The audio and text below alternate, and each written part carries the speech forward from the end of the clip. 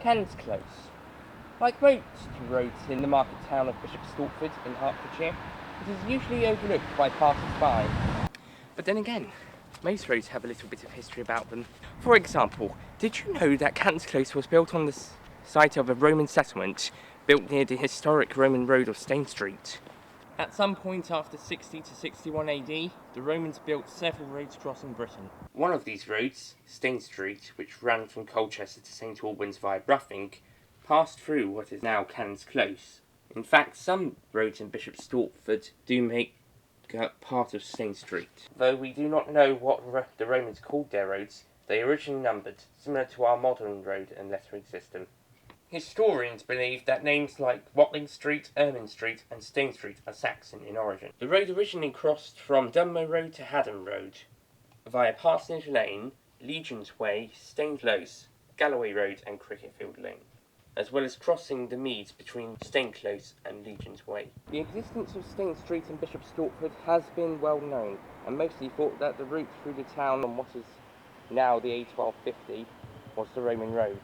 However, in 1976, evidence of a Roman settlement was found during the construction of Legion's Way, in which some of the houses are back to back with some from Canons Close.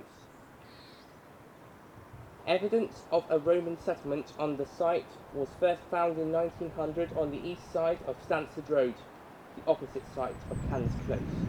More evidence came around during the 1950s when Canons Close was being excavated and later built on. A stone coffin was found near 174 and 175, although now it would be either 173 or 160 and 175. It is presumed that the Romans settled here because Canons Close is on a hill, and hills provide a defence against attacks.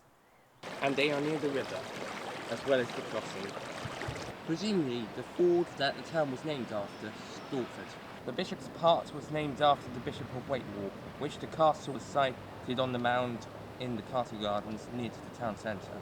Today, Canons Close is part of the north-east side of Bishop Stortford, with connections to the town centre via the main road, Stansted Road, and a footpath via the meads over the railway via a footbridge, which replaced the gate crossing known as Johnson's Footpath Crossing in 2012-13, which had replaced the stile crossing in 2002, and a gate foot crossing in Canons Mill Lane. The other road, Canons Close, has an exit onto. Most of the houses were built during the 1950s, but some, such as 4A, were built later on. 4A was built in the 2000s or the 2010s.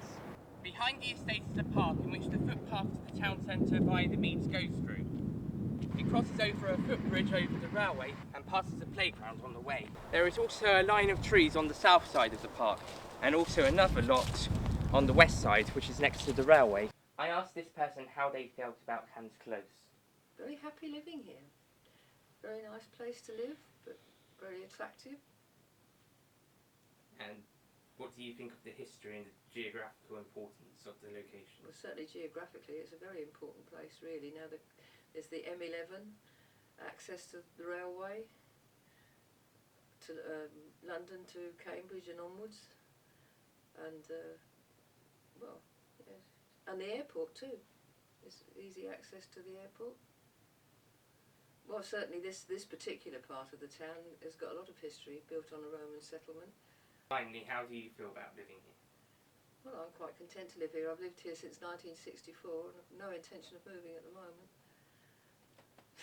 Having made lots of friends, it's a very friendly sort of neighbourhood.